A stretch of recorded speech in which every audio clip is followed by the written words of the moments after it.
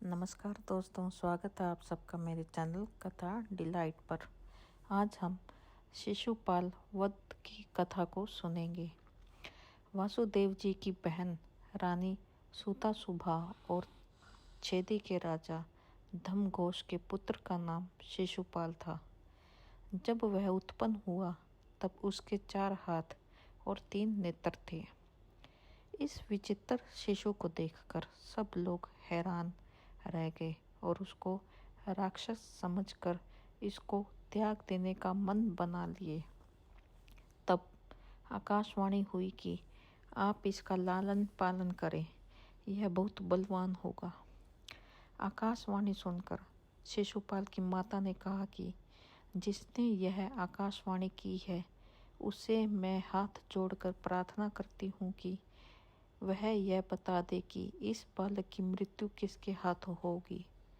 तब आकाशवाणी ने कहा कि जिसके छूते ही इसकी 1 आंख और 2 हाथ लुप्त हो जाएंगे उसी के हाथों इसकी मृत्यु होगी। इस विचित्र शिशु को देखने के लिए सभी राजा लोग आने लगे। शिशुपाल की माता सबके गोद में शिशु को देख कर रखती थी। उसी समय रानी सूतासुभा के भाई वासुदेव जी के पुत्र बलराम जी और श्री कृष्ण भगवान आए। जब श्री कृष्ण भगवान की गोद में इस विचित्र शिशु को रखा गया तब उसके 1 नेत्र और 2 हाथ लुप्त हो गए। यह देखकर शिशुपाल की माता थर-थर कांपने लगी। उसने अत्यंत दीन भाव से श्री कृष्ण भगवान से कहा कि आप सबको अभय देने वाले हैं। अंततः मैं आपसे यह प्रार्थना करती हूँ कि आप शिशुपाल का कभी भी वध मत कीजिए। यदि यह कोई अपराध करे तो आप मेरी ओर देखकर इसे क्षमा कर दीजिए। श्री कृष्ण भगवान ने अपनी बुआ से कहा कि यदि यह वध करने योग्य 100 अपराध करेगा तो भी मैं इसे क्षमा कर दूंगा। आप चिंता ना करें। श्री कृष्ण भगवान से ऐसा आश्वासन पाकर शिशुपाल की माता खुश हो गई। यही कारण है कि शिशुपाल द्वारा अपराध करने पर भी श्री कृष्ण भगवान मौन रहते थे, कभी कार्रवाई नहीं करते थे। इसी कारण शिशुपाल इसका लाभ उठाकर यादवों पर ही अत्याचार करने लगा। वह श्री कृष्ण के विरोध में कार्य करता था। एक बार शिशुपाल ने तपस्वी भरमु की पत्नी का अपहरण कर लिया। एक बार श्री कृष्ण भगवान के पिताजी यज्ञ कर रहे थे। यह वहां उत्पात मचाया और यज्ञ में विघ्न डाला। जरासंध का वध करने के पश्चात श्री कृष्ण, अर्जुन और भीम इंद्रप्रस्थ लौट आए। वापस आकर उन्होंने धर्मराज युधिष्ठिर से सारा वृत्तांत कहा, जिसे सुनकर वे अत्यंत प्रसन्न हुए। तत्पश्चात धर्मराज युधिष्ठिर ने राजसूय यज्ञ की तैयारी शुरू कर दी। उस यज्ञ से ऋतिजत आश्चर्य होते थे। ऋतिजों ने शास्त्र विधि से यज्ञ भूमि को सोने के हल से जुतवाकर धर्मराज युधिष्ठिर को दीक्षा दी। धर्मराज युधिष्ठिर ने सोमलता का रस निकालने के समय यज्ञ की भूल चूक देखने वाले संतपतियों की विधिवत पूजा की। अब समस्त सभासदों ने इस विषय पर विचार होने लगा कि सबसे पहले किस देवता की पूजा की जाए। तब सहदेव उठकर बोले, श्री कृष्ण देवन के देव, उन्हीं को सबसे आगे ले। ब्रह्मा शंकर पूजन जिनको पहली पूजा दीजिए उनको। अक्षर ब्रह्मा कृष्ण यदुराई, वेदन में महिमा दिन गाई। अगर तिलक यदुपति को दीजिए, सब मिली पूजन जिनको कीजिए। परम ज्ञानी सहदेव के वचन सुनकर सभी सत्पुरुषों ने साधु साधु कहकर पुकारा। भीष्म पिता ने स्वयं अनुमोदन करते हुए सहदेव के कथन की प्रशंसा की। तब धर्मराज युधिष्ठिर ने शास्त्रोक्त विधि से भगवान श्री कृष्ण का पूजन प्रारंभ किया। छेदी राज शिशुपाल ने अपने आसन पर बैठा हुआ था। यह सब देख रहा था। सहदेव के द्वारा प्रस्तावित तथा विषम के द्वारा समर्थित श्री कृष्ण की अग्र पूजा को वह सहन नहीं कर सका और उसका हृदय क्रोध से भर उठा। वह उठकर खड़ा हो गया और बोला, हे सभासदों, मुझे ऐसा प्रतीत हो रहा है कि कालवंश सभी की मति मारी गई है। क्या इस बालक सहदेव से अधिक बुद्धिमान व्यक्ति इस सभा में नहीं है, जो इस बालक की हाँ में हाँ मिलाकर अयोग्य व्यक्ति की पूजा स्वीकार कर ली गई है?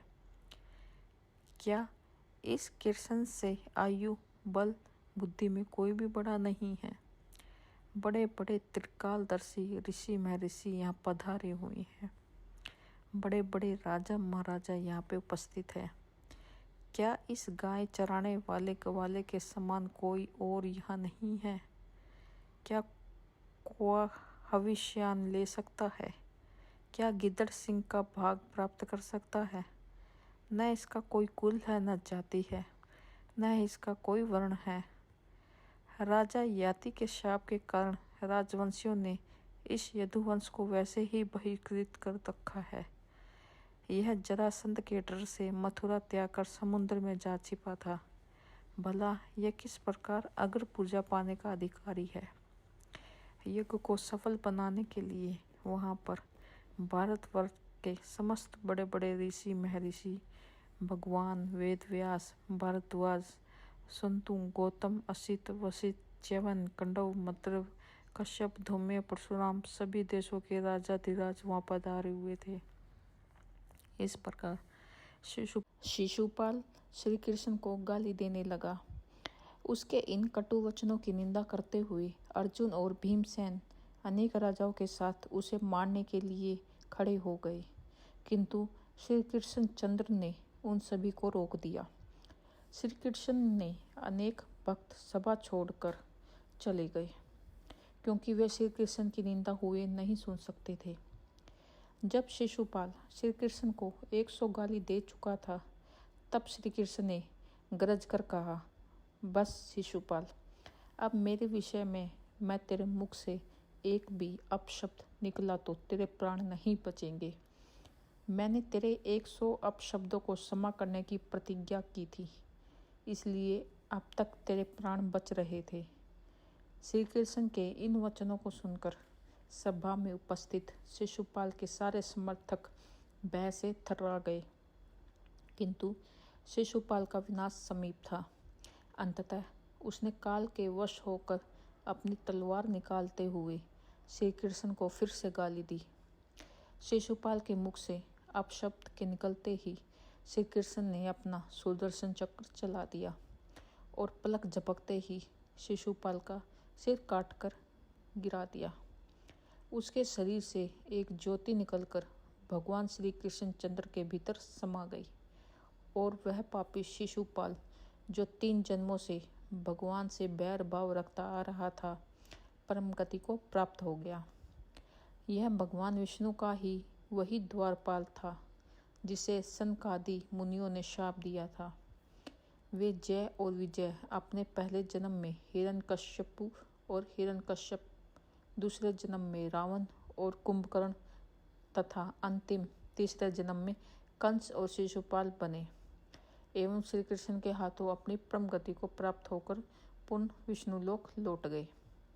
श्री कृष्ण भगवान द्वारा उसके अपराध की उपेक्षा करने के कारण शिशुपाल का मन बहुत अधिक बढ़ गया था और वह निर्भक होकर श्री कृष्ण भगवान के विरुद्ध कार्य करने लगा था। श्री कृष्ण भगवान अपने दिए हुए वचन के अनुसार चुपचाप गाली सुनते रहे और विरोध में कुछ नहीं बोले। जब शिशुपाल 100 से अधिक गालियां दे चुका था, तब श्री कृष्ण भगवान राज समाज में बोले कि यदि यह मेरा संबंधी है, फिर भी यह हमसे द्वेष करता है और हमें हानि पहुंचाने में इसे कोई कोर कसर नहीं छोड़ी। मैंने इसकी माता को 100 अपराध क्षमा करने का वचन दिया था, जो अब पूरा हो गया है। आप सब लोग देख रहे हैं कि यह कैसे निर्भीक होकर मुझे गालियां दे रहा है। अब आज मैं इसे क्षमा नहीं करूँगा। इतना कहकर श्री कृष्ण भगवान ने अपने सुदर्शन चक्र से सबके सामने ही शिशुपाल का सिर काट दिया। कहने का मतलब यह है कि यदि अपना संबंधी विरोधी हो तो वह सतत विरोध में ही कार्य करता है, न करने योग्य कार्य करने लगता है। ऐसा करते समय उसको संकोच, भय, लज्जा नहीं आती। वह निर्भीक होकर कार्य करता है। मूर्ख मित्र संबंधी की अपेक्षा ज्ञानवान शत्रु अच्छा माना जाता है। युधिष्ठिर के राजसूय यज्ञ में देव ऋषि, महर्षि, राजश्री और अनेक राजा महाराजा उपस्थित थे। किसी ने श्री कृष्ण भगवान की अग्र पूजा का विरोध नहीं किया। श्री कृष्ण भगवान का संबंधी शिशुपाल आगे आकर सबके सामने उनका अपमान, निंदा और गाली देने लगा। इसलिए मनुष्य को सावधान रहना चाहिए कि कौन हमारा हित करने में लगा है और कौन हमारे विरोध में कार्य कर रहा है। इसलिए गुण दोष के आधार पर शत्रु और मित्र बनाने चाहिए और उनसे सतर्क रहना चाहिए। धन्यवाद।